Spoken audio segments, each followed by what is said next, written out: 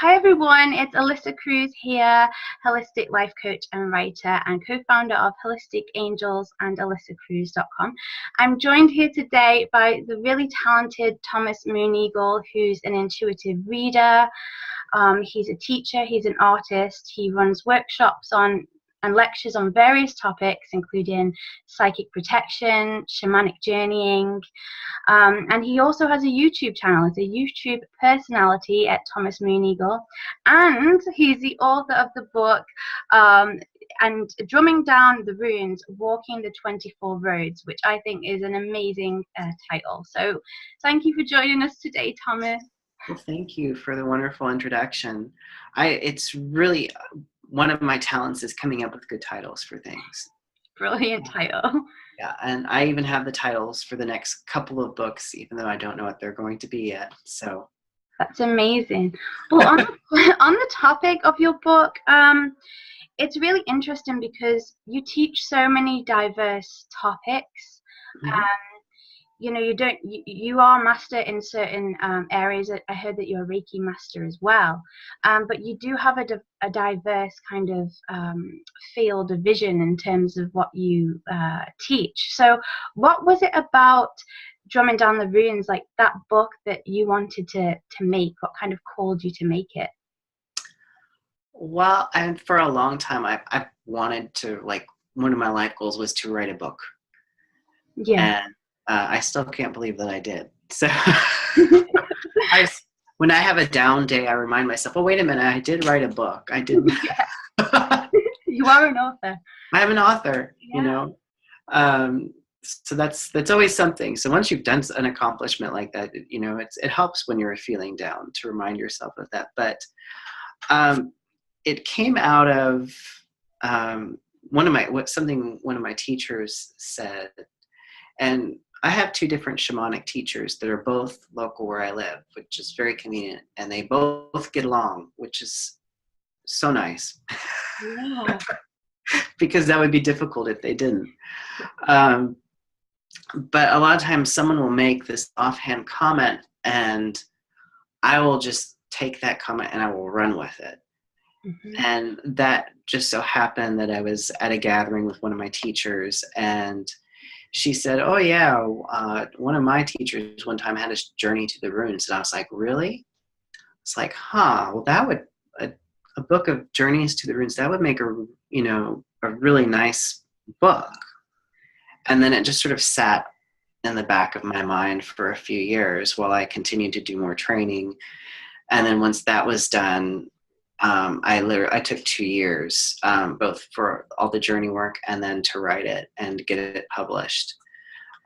So that was, you know, I had been thinking about it for a long time. Yeah. And then it became a whole other thing. And it even had to change, like, how I journeyed, because the way I journey normally is I go right to the spirit and not paying too much attention to, like, where I am. I just want the answers. I just want the assistance and just get the quickest answers possible. And then I come back out, you know, with the simplest answer. And when you have to write a book, you have to sort of describe where it is you are, where you're going. And so I started to pay more attention to where I was, what the terrain was, what was the weather like, you know, what was it, day or night, colors, scents, feelings. And so that made me pay more attention while I was journeying. And I try to keep that sense now. Yeah. So that's so beautiful. It kind of, as you were describing it, it kind of took me into what your kind of process was for a minute there. It was like I was journeying through your journey then. That's so beautiful that was the reason that the book came about. And people can buy this book as well, can't they, Thomas? Yes. You can get it on Amazon as either a print version or a Kindle version. And there's also a version for the Nook on barnesandnoble.com. So great. Well, I think a lot of people are going to be interested in that. I myself don't have a lot of expertise in kind of runes or anything of that area. So especially kind of the journey that you've gone on with it. I love the fact that you know, it's walking the 24 roads. That's something that really drew me into it, and something that I think a lot of people are going to really enjoy. So another thing that I want to ask you about, kind of while we're on the topic of being inspired, is at what point did you decide that, okay, you know, I'm going to publicly do what I do, you know, in terms of your YouTube channel and the things that you teach? At what point did you kind of come out of that chrysalis and say, I'm doing this publicly now? Oh, let's see. Like when I decided that I'm a professional and I'm going to offer readings, and because that's what I started with, was just readings. Right. Which is funny because that's like the least thing that people come to see me for now. Right. But that's where I started, and I still love doing them. Mm-hmm. But they're also I still find that the most challenging thing that I do. Mm-hmm. But that was, oh my gosh, way back in 2003 or 2004, there was a little shop not very far from me, and they were looking for readers, and I worked there for probably 2 years before I ventured out on my own and got business cards. And someone once asked me, so what makes you a professional? And I said, that's easy. I have a business card. I love that. And so, because at some point you just kind of have to decide. And the thing was, I had been reading for over 10 years at that point, just privately and just with friends and people and acquaintances, you know, just at parties. And I had done it for years and years and years. And, you know, there's always that part of yourself that thinks, oh, I'm not good enough to do this, or what if I'm wrong, or, you know, and that's going to come up no matter how long you do it, because it still comes up for me. Mm-hmm. And you just have to one day decide that I'm doing this. And, you know, unless the universe shows me something that really lights me up more, mm-hmm. and it gives me a definite sense, then this is what I'm doing. And it's, like I said, it's not always easy. Like, I love what I do. I always tell people I love what I do, and some days it's really hard. Mm. And that's okay. I mean, that's going to be part of no matter what it is that you do, whether you're a doctor, you're a lawyer, you're a priest, you're an artist.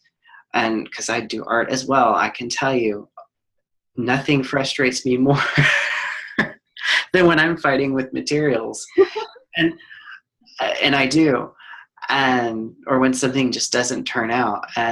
But at the same time, when it does, I'm just floored, and you know, there's nothing better than that. Yeah, the act of putting yourself into what you do and this just seemed like a great way to do that. Because there's a lot of different people who do sort of, I wouldn't say exactly what I do, but there's similar veins of work, particularly here and when I travel and do, you know, expos or shows, which I haven't this year, but I have in the past. But everybody's a little different. And so, you know, we all could tell you the same thing, but one person might tell you in a way that you'll understand or you'll be able to accept.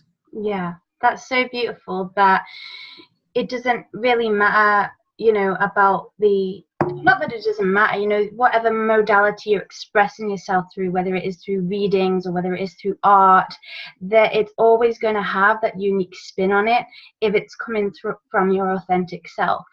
And I guess that's a message for everyone, really, that, you know, that they can be their authentic selves, and that's okay, and there's room for that. So it's really lovely that you mentioned that, because I think a lot of us can relate to those feelings of, you know, especially when you first stepped out and started it, you know, like you said, like people thinking, oh, am I wrong? You know, you've just kind of got to go with your gut and go with what you want to do.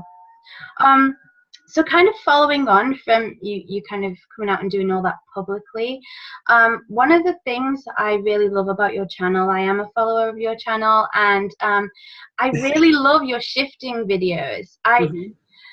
You know, I've never exactly been able to put my finger on the one specific thing about it, but it's just the whole thing I really, really admire and love. And I really feel like you talk people through a process where they shift their energetic perception on things. And am I right in thinking that they are a kind of taster for the sessions that you do with people as well?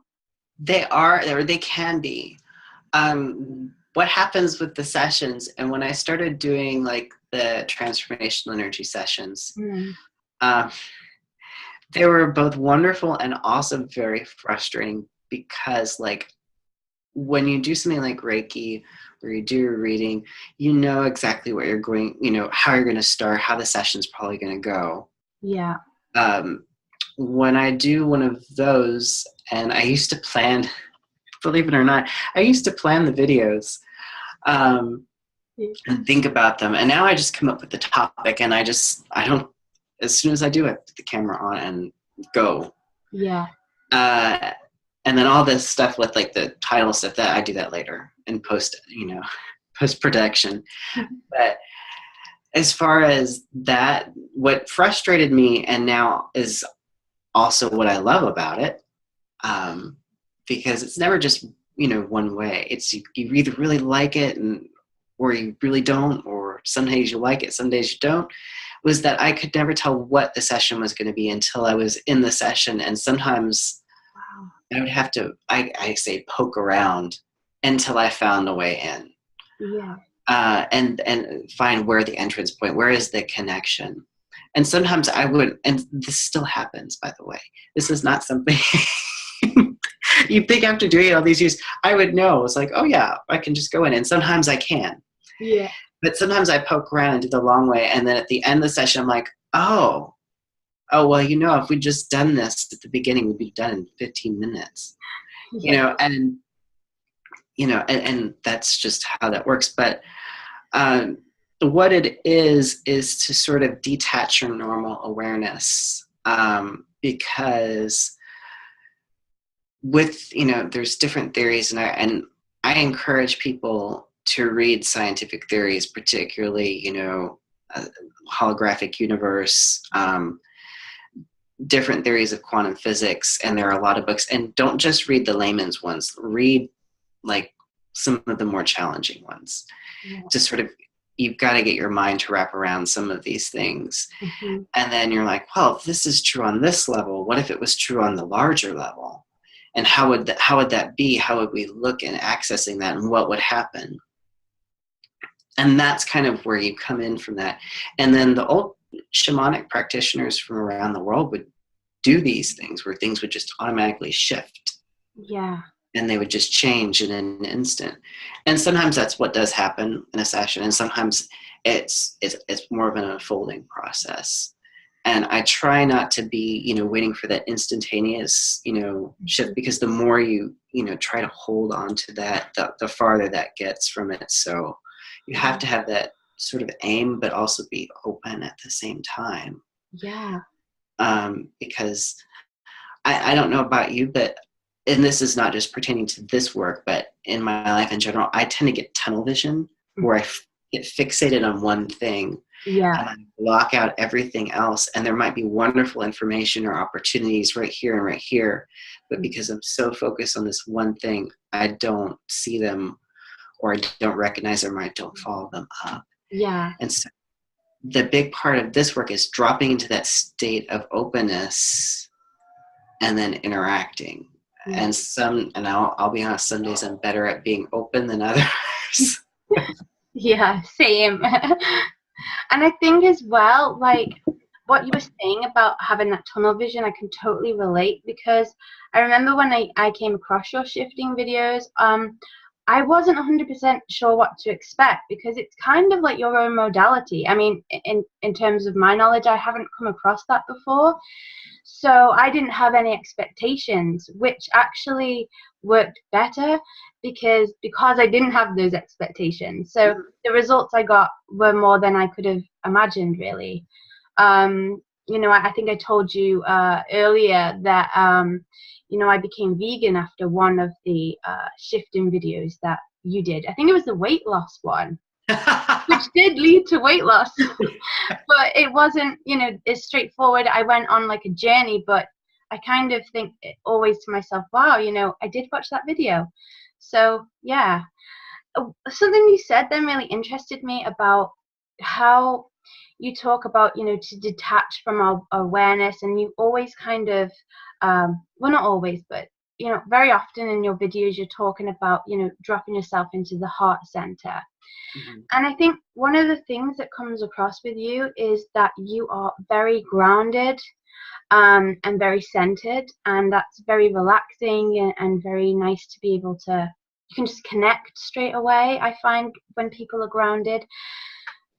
When you're going through transformations in your life, personally speaking, a lot of my spiritual transformation has happened through major life challenges and major life changes. And it's within those times that we're not necessarily going to be grounded, or, you know, we're not necessarily going to be in that frame of mind. So I was just wondering if you kind of had any tips or anything that would help people with that grounding process that you can think of. I have like an interesting perspective on that because, like, for my day job, I teach Tai Chi. Oh yeah, oh cool. That's so cool. So it's really about being grounded and centered and balanced. But I always tell my students, you know, we learn about balance through imbalance. I mean, Yeah. that's kind of how that works. And people always perceive me as like the calm, centered one. And it's because I work really, really hard at that. I have, like, my inborn temperament is actually quite anxious. And so sometimes I'm quietly freaking out on the inside. Yeah. While I love that. Well, everything else. And then I tend to, you know, the big thing is to, you know, don't overcommit yourself. No, that's so key. That is so key. Not enough people talk about that. That's so right. That don't overcommit and say you can do things that you can't possibly do, because that's just going to drive anyone's anxiety up, right? Yep. You'd think I'd learned that by now, but I still do it. Yeah, I think a lot of us bite off more than we can chew. I mean, I'm a Sagittarius with Scorpio rising, so I'm like a crazy kettle, hot water. But so I do practice a lot of grounding. But Tai Chi, yeah, like you say you're a Tai Chi instructor, and you find that really does help people with that process. Right. Getting into the body in general is really helpful. You know, I love being out here and doing these things, and, you know, you can have wonderful experience and have these expansive states, but it's really about bringing it back in. You know, there's like two schools of thought. One's ascension and one's embodiment, and I tend to fall more on the embodiment side, because ascension is something that's going to happen to everybody. We're all going to transition out of a physical body at some point. And so for me, and this is just my perspective, it's really about bringing as much as we are into the physical as we possibly can. And being here and anchoring some of those energies in and watching the world shift around that. And particularly right now, because the world right now it needs some anchoring. It's really ridiculous. It's almost like a farce right now of the energies. And as far as, you know, calmness or centeredness, I could tell you, like, months ago, like in late August and September, I was having trouble sleeping. I was having panic attacks, and I was wondering, what's wrong? And spiraling, as you do when you start to have that, you start to say, what's wrong with me? And so the one thing I would like to share with everybody, when you start having those panicky feelings, instead of saying what's wrong with me, ask what's going on, because that opens the field up. And when I asked that question to the group of people that I'm involved with, I found out that everybody was having trouble sleeping, and everybody was having these sort of really tense feelings. And the moment I found that out, it's not that it all went away, but the added layer of my own concern on it went away.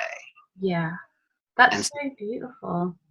because that is, you know, those things are not always things that everybody talks about. And you're right, a lot of the time, especially when someone's very sensitive or in tune with their own feelings, they are going to straight away often think, you know, like you said, what's wrong with me? You know, I've got insomnia, I can't sleep, I'm terrified of, you know, going to the shops or speaking to people. But you're right, like, if just to take a step back and see what's going on a larger scale, and kind of seeing how that's affecting our energy, that's a really great place to start.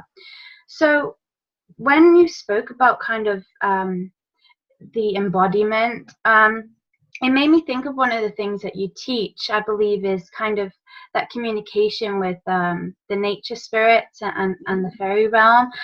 I have, over the past year, personally really got into that. I remember as a child being very connected, but then my late teens, early 20s, I wasn't. So lately, the last couple of years, it's been very much about spending time with the fairy realm, like spending time in nature. Is there anything that we can do as people to kind of give back to that energy that's helping us? Like, what can we do to reciprocate our thanks, I guess, for them? I like to pick up trash when I'm walking. Yeah. I always forget. I was like, I forgot my bag, because I'll have like 2 hands full of trash. I come back and, you know, trying to recycle, trying to get behind, you know, projects that you feel are going to be good, you know, for the earth and the creatures. It's just, you know, where are you putting your energy and where are you putting your money? I can tell you, I'd never done like the crowdsourcing stuff before.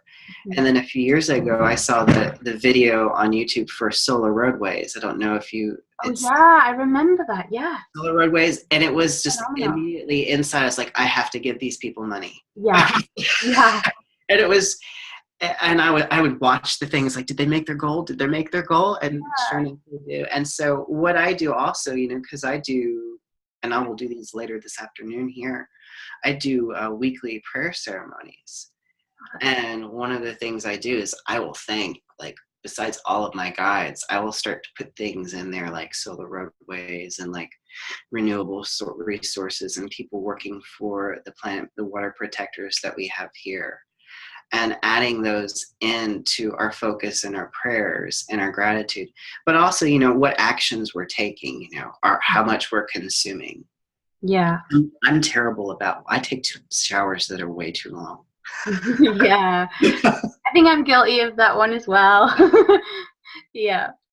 Yeah, I think there's stuff that we can all do, like you say, on that level, and clearing up trash. I think, you know, it sounds like a simple thing, but not enough people are doing it. So yeah. I really think, yeah, that is a great way that we can give back. It's not going to take anything from us, but of course, if we do have the financial resource to give back to people that help us, to the planet, or in whatever way we can, then we should.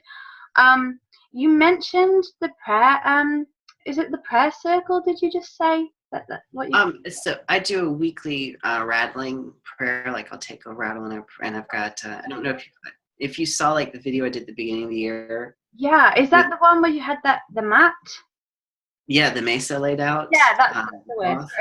And that was like a compilation of all of the prayers from 2016, like all done in sequence. That was sweet. And so there was actually 53 Fridays in 2016. So there was 53 instead of 52. Mm-hmm. But you know, and that's something that I did like every week, you know, and I've been doing that for several years. And that was inspired by a friend of mine who, when she was growing up, she would go in the summers and she would spend time on the Navajo reservation. She sort of had an adopted grandparents there. So when she stayed there, she had like an adoptive family, and, you know, she stayed with there, and she got to learn to sing the Blessing Way, which is an ancient ceremony that is still performed.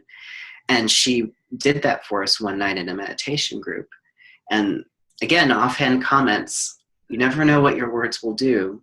Right. so careful with them, is that she said, and you can make up your own ceremony, your own blessing. And I was like, I like that. I love that idea. And I came up with something, and I've been doing it for at least 3 years now, maybe more than 3 years. I don't remember. That's amazing. I really love that. And people can see kind of how you. There's a video on YouTube, isn't there, about that people can How go to set up ceremony. Yeah. And where I'm basically, I don't know, I can't remember if you can, I may have angled the camera so you can see what I'm doing. Yeah, I love that one.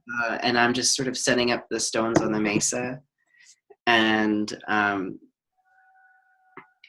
basically talking people through about what it is that I'm doing, why I'm doing it, and how they can set up their own ceremony, you know, because it doesn't have to be like mine. It won't be like mine. And that was one of the best gifts that one of my teachers gave to me. I said to her one time, I was like, I don't use my mesa like you used your mesa. And she said, of course not. It's yours. You're going to do it your way. Okay. And, you know, to have a teacher that gives you that space to develop is really wonderful. Yeah. And you're passing that on, because I think, you know, the more you kind of walk your path, you get into all these kind of you can have intuitive discussions and intellectual discussions, and you know, sometimes we might be talking about something and somebody might not know what we are talking about. So you know, the way that you've talked people through that process, although to some people they might think, well, I know how to do that if they know, to some people like me who didn't hadn't done that before, that was very helpful. So I think one of the things that makes a good teacher is really one, like you said, your teacher allowed you to express your own creativity, but also being able to speak to people on different levels. Do you find that when people come and speak to you that they are new to their path, or they're well on their way? I get a mix of both, actually. A lot of times, when I'll be presenting, you know, in a group, and these are people who've done metaphysics and different healing spectrums, and I'll start talking and nobody has a clue what I'm talking about. And it's just because I work things out, and I work a lot in theory in my head. I'm Aquarius sun. Yeah. So, Oh yeah. I'm looking at the framework of like the big plan, and I'm like, Yeah. oh, well, let's just stretch. If this is true, then let's go way out here and see what we can make with that. And so I go into very much theoretical, and that's why I read a lot of the scientific stuff as well, is to say, okay, well, if this is the case, then what can we extrapolate from this? And so it's very funny, you know, most of the time nobody knows what I'm talking about. Which I've learned, and then I forget, except sometimes some of the other shamanic practitioners will know what I'm talking about. Yeah. Sometimes, not always. Because I ask different questions, and this is the big thing, is like the experience you have will directly tie to the types of questions you ask. So if you keep asking what's wrong with me, that's what you're going to experience. Not that there's no room for self-improvement. There's always room for improvement. But if you're always focused, like, what's wrong, that's kind of the universe will be like, oh, here, I'll show you, you know? Yeah. And if you're always like, you know, what's wrong with me, instead of asking, what are my strengths? And I've totally veered off of your question. I'm sorry. No, I really love that. And no, I can't remember what my question was. It was about like speaking to different levels. I've had to learn to speak to different levels. Yeah. Because I just get so far into my head and so far into my framework that I forget that experience is not shared. But it's really interesting how you just brought up about basically words having the power that they have. I mean, you know, when you just said people, when they're asking what's wrong with me, and then the universe will give them that to explore, it is about, I guess, choosing words. That's something that came in my path maybe about 5 years ago, where I really started to realize that the words I spoke did have a hand in what I was experiencing. And so I stopped using words like I used to say a lot of things like, oh well, I'm going to banish negativity. Now I sometimes say that, but what I realize is that, you know, negative eons are good for us, and I didn't want to banish them. So I started using different energies, like, you know, I just want to be surrounded by high energy or love energy. So yeah, I think it's really interesting what you said about, you know, what you're speaking about, you bring about, in a sense. Yeah. And particularly in this field, when you're talking to people that are coming to see you, and particularly coming to see a shamanic practitioner a lot of times, because I don't know how it happens, but we get all the scary cases. Nobody else wants to deal. They're like, oh no, I'm a light worker. I don't deal with that. And then I get a phone call, and I'll say, yeah, I'll do it. But it's not always, and a lot of times it's not as scary as people think. Yeah. But when people are feeling vulnerable, and particularly if they're starting out, and there's so much cultural programming that says, oh, this is a bad thing, to work with power directly, you have to be really careful with people that, and not, you know, again, you're not deceiving them. That's but the way you present something, you know, say, you know, there's an intrusive energy here, and you see it as, you know, little things with tentacles, or however you see. And again, the thing that one of my different teachers said, she was like, when you do any sort of extraction work, when you take something out of something's energy field that is not helpful, all you ever tell to the client is there was something there that didn't belong, and now it's gone. Because you don't even know if it's good or bad. It just doesn't belong there. Yeah, that's so true. And that's so wonderful that, you know, you approach it in that way as well.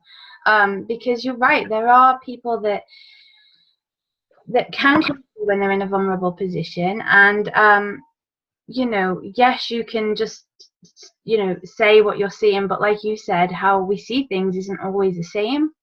And I think it's really good that you're kind of using terminology people can understand and not be, you know, freaked out by. But I think it's really interesting, the shamanic work that you do, because you know, like I say, that's not been a huge part of my path yet. But what kind of drew you down that? Were you born into that? Were you raised into that, or was it something you found yourself?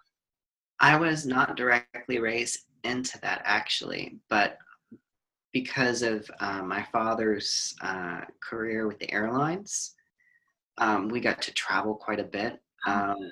So we went out west quite a bit to a lot of these sites, these sacred sites and different places, and getting, you know, seeing those different cultures, but also being in the space.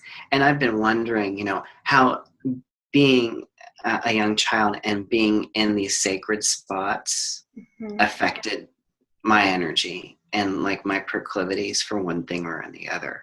Yeah. And I think it does. It has a huge effect to go to some of these natural sites, like the Grand Canyon, Yellowstone, the you know, giant sequoias and Yosemite, and some of the other places out west, Devil's Tower, all these, and all of these others like the Anasazi Cliffs. I mean, that had a huge effect on who I even have a rattle from that I got, a Kachina rattle from when I was 6 years old that I still have. Wow. I use. That's so incredible that was your experience. Like, you know, what an experience that you'll always treasure, and that has kind of built you into living the life that you do now. It's just so cool that it's like, you know, our paths, yes, we have our free will, of course, but at the same time, there's certain things that we go through that can shape us, and then it's up to us how we kind of use what we've learned. I think that's so awesome. And I know that you do a lot of you know, did you do the drumming videos? Have you done one of those on YouTube? I think you did. I tried to do one. So hard to get the technology these days. Yeah, I need to buy like sound equipment to do that. I filmed a whole one in a friend's cabin. I did it, and then I hit the play, and I was like, oh, awful. I can't put that up. Technology is such a letdown. But do you do those in your do you use that in your practice as a teacher? I do. Now in this office, it's really tiny, and it's the walls are not soundproof at all. That would be fun. If I'm gonna drum, it's gonna be after hours when I have the building to myself. So anytime I'm here, like late in the evening for a client or something, and after they've gone, if I'm here alone, I will take my drum out and I'll drum in the space to really, because it really brightens the space up. But I drum at the very least. I'm required to drum 4 times a year. It's sort of my contract with spirit on the solstices and the equinoxes. Now, I drum more than that, but those are the only times that I'm absolutely required. Yeah, that's so amazing. And we have our summer solstice coming up soon, don't we? So you're planning something for that, I'm sure. Yeah, I've got that in the works, and I'll add a Despacho ceremony with that too. So. Yeah, I watched a video on Despacho a couple of weeks ago, and it was so interesting to me. Anyone that's watching, please check out that video on Thomas's page, because it was just such a lovely thing. And you said that it's such a family orientated kind of process to go through as well, and you teach that as well, don't you? Sorry. Oh, I'm sorry. Go ahead. I would really, I mean, my dream, hopefully you can come to the UK one time. That would be so awesome.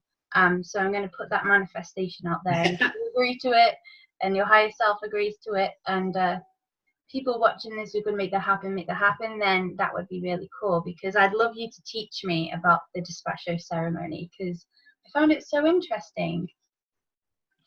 Yeah, and the way I do Despacho is probably different. Again, the way I do Despacho is different from the way my teacher does Despacho, which is different from the way that her teachers do Despacho, because they're down in, you know, South America, which is where it comes out of the Andes, the Andean shamanism tradition, which came out of a lot of the remnants of the Incan society. Wow. So, and of course, because like in their ceremony, they use coca leaves, and I use bay leaves because the U.S. government frowns on us using coca leaves. Oh, really? Oh, wow. Well, bay leaves are brilliant as well. They're very prosperous, aren't they? But yeah, that's so amazing. And so yeah, people check that video out, because I found it really interesting personally, and I'm sure that they will too. So you've covered everything that I wanted to run past you, Thomas. Is there anything that you'd like to add to our viewers? Wow. That, you know, there's so much out there, and just to experience, and if you can think about it, it's probably existing somewhere on the magical spectrum. My challenge is always to sort of bridge the two, between the practical side of things and the energetic side of things. And so when you have only one half of those, it doesn't matter which half, you're going to have a lot of struggle. When you have both of them working together, that's when things just really start to happen. But it's really good to start, you know, pondering. And again, I would come back to the questions, you know, that you ask. Open, you know, that was something I learned out of matrix energetics, which is a modality was the open-ended question, or what I call quantum questions, where you ask and then you leave. It's something you don't know the answer to. It's not a yes or no. And, you know, what would it look like if I were to experience this, or what would this experience be like? You know, what would it feel like to be healthy? Yeah, that's so wonderful to ask yourself those questions, as kind of like your own personal compass, I guess, through your journey. And I think that's something really lovely to leave people with, because a lot of people might have questions in mind right now that they want to ask themselves, and to just kind of really dive deep into it. And like you say, not worry so much about getting that answer straight away, not worry so much about that tunnel vision, you know, allowing themselves to open up to the possibilities. And also what you mentioned about, you may hear the answer from somebody else, you may be prompted to try something by somebody else, so to keep an open mind. So it's been so wonderful to have you on here. It's so great. Like I say to everybody, you can go and get Thomas's book, Drumming Down the Runes, Walking the 24 Roads. I encourage you to check that out on his channel out. It's been lovely to have you here. This is Alyssa Cruz, and we'll both speak to you very soon. I'm sure of it. Thank you so much, Thomas. Thank you.